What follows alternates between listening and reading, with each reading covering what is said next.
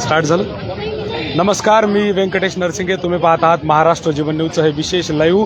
आज महाराष्ट्रभरामध्ये सिव्हिल इंजिनिअरिंगच्या एका पोस्ट संदर्भामध्ये गव्हर्नमेंटच्या या ठिकाणी एक्झाम चालू आहेत आणि त्याच्यामध्ये लातूरच्या एका सेंटरला 5 नंबरच्या म्हणजे बिडवे इंजिनिअरिंग कॉलेजच्या बाजूला असलेल्या या सेंटरमध्ये पूर्ण कॉपी सापडली, म्हणजे पेपर फुटलेला आहे असं विद्यार्थ्यांचा आरोप आहे. नेमका विषय काय आहे आपण जाणून घेणार आहोत. काय आपल्यापैकी तुम्ही बोलणार तिथं सेंटरला या, काय नाव आहे तुमचं?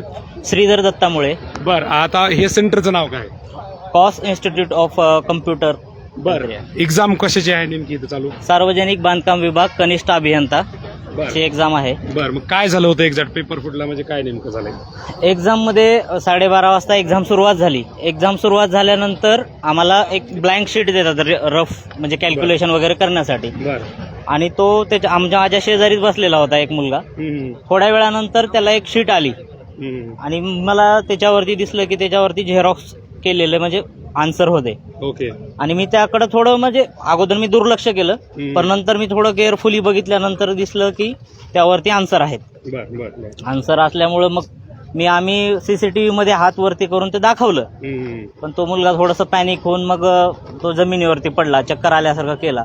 तर चक्कर आल्यानंतर जे सेंटरवाले असतात, सेंटरवाले जे कोऑर्डिनेटर वगैरे आहेत, त्या सर्वांनी त्या मुलाला उचलण्याच्या ऐवजी ते सीट उचलली आणि ते पळून गेले.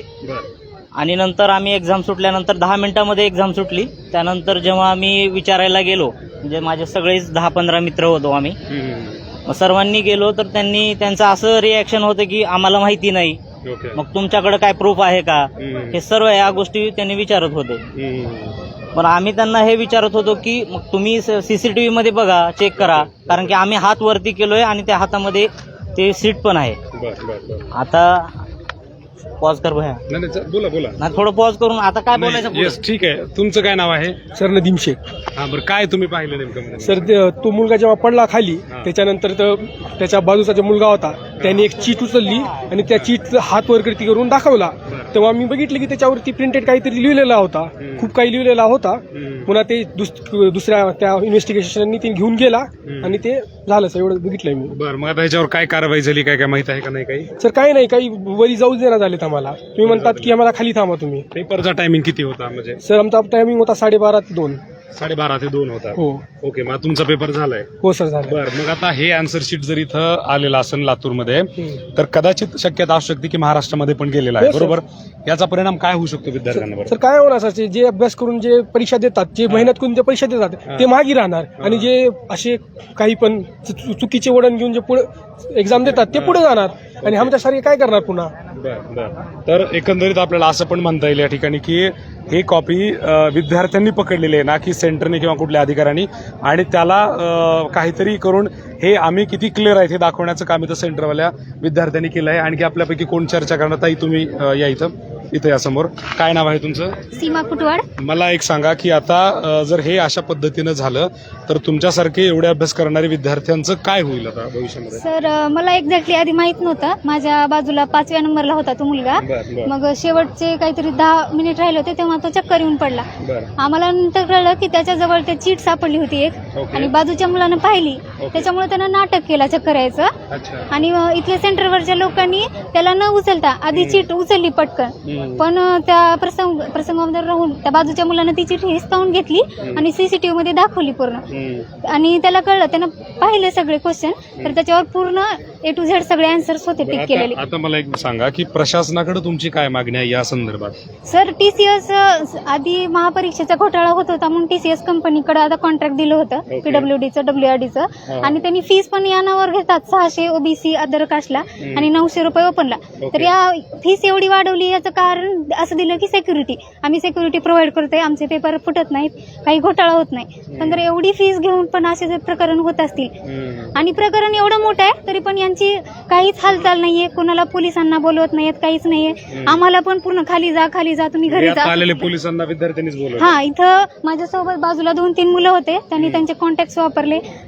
खूप वेळापासून ते ट्राय करत आहेत त्यांच्या लेवलपर्यंत की पोलिसांना बोलवा, प्रेसला बोलवा, ही पूर्ण क्लासेस पर्यंत म्हणजे पूर्ण इन्फ्लुएन्स करा, ही खबर जाऊ द्या सगळीकडे महाराष्ट्रामध्ये.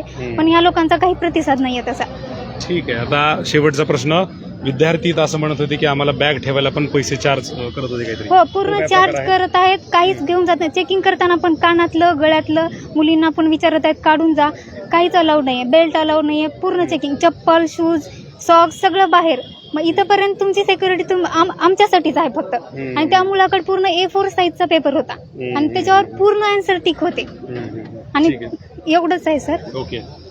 तर इथं एक मोठा प्रश्न आहे की ज्या कंपनीकडून एवढी मोठी सिक्युरिटी दिली जाते, विद्यार्थ्यांना सॉक्स घालून सुद्धा परीक्षा सेंटरमध्ये एंट्री दिली जात नाही, तर त्याच कंपनीच्या अधिकारी, त्याच कंपनीनं सर्व्हे केलेलं हे सेंटर आणि ह्या सगळ्या सेंटरची मिलीभगत असलेला हा सगळा प्रकार इथं उघडकीस आलेला आहे. एका एवढी टाईट सिक्युरिटीमध्ये एक पूर्ण आन्सर शीट विद्यार्थ्यांपर्यंत जाते. कशाच्या बेसवर जाते, त्यांच्याकडून किती पैसे घेतलेत याचा खुलासा महाराष्ट्राच्या विद्यार्थ्यासमोर होणं गरजेचं आहे. कारण दिवस रात्र मेहनत करून अभ्यास करणारी ही मुलं आज या ठिकाणी त्यांच्या स्वप्नावर एका मिनिटांमध्ये काही पैशाच्या जोरावर इथं पाणी फेरलं जातं. आणि याला जर प्रश्नाला उत्तर द्यायची वेळ आली तर सरकार आपले हात वर करतं. कारण आम्ही हे एका खाजगी कंपनीकडे दिले. खाजगी कंपनी सांगते ते या परिसरातील म्हणजे लोकांवर जिम्मेदारी टाकते. म्हणजे याची जिम्मेदारी पुढे येऊन कोणीतरी घेतली पाहिजे. ज्या माणसांनी, ज्या सेंटरने याची सावरासावर करण्याचा प्रयत्न केलाय त्यांच्यावर सुद्धा इन्क्वायरी झाली पाहिजे. इथं विद्यार्थ्यांनी मीडियाला बोलवलं म्हणून हा प्रश्न तुमच्या समोर येतोय. नाहीतर हे मुलं पास झाली असती, बाकीचे विद्यार्थी फक्त एक्झाम पुरते राहिले असती. पुढच्या वर्षी परत त्यांनी फॉर्म भरतील, परत 600 रुपये, 900 रुपये, 1200 रुपयाचा, 1000 रुपयाचा फॉर्म भरतील आणि परत हे कलेक्शनचं काम या महाराष्ट्रामध्ये सुरू राहील. या माध्यमातून लाखो कोट्यवधी रुपयांची विद्यार्थ्यांकडून वसुली होते आणि अशा पद्धतीचं बोगस काम इथं महाराष्ट्रामध्ये, इथं विद्यार्थ्यांमध्ये होतं. ज्या लातूरची शैक्षणिक पॅटर्न म्हणून ओळख आहे, त्या लातूरमध्ये विद्यार्थ्यांना हे सहन करावं लागणं, हे त्यांच्या समोर येणं ही खूप अपमानास्पद गोष्ट आहे असं म्हणायला हरकत नाही. जास्तीत जास्त लोकांपर्यंत हा व्हिडिओ शेअर करा आणि या सगळ्यांबद्दल, या एज्युकेशन सिस्टीमबद्दल तुम्ही काय विचार करता हे आम्हाला कमेंट बॉक्समध्ये कळवायला विसरू नका. व्हिडिओ जर्नलिस्ट विशाल यांच्यासोबत मी व्यंकटेश नरसिंगे, महाराष्ट्र जीवन न्यूजसाठी लातूर.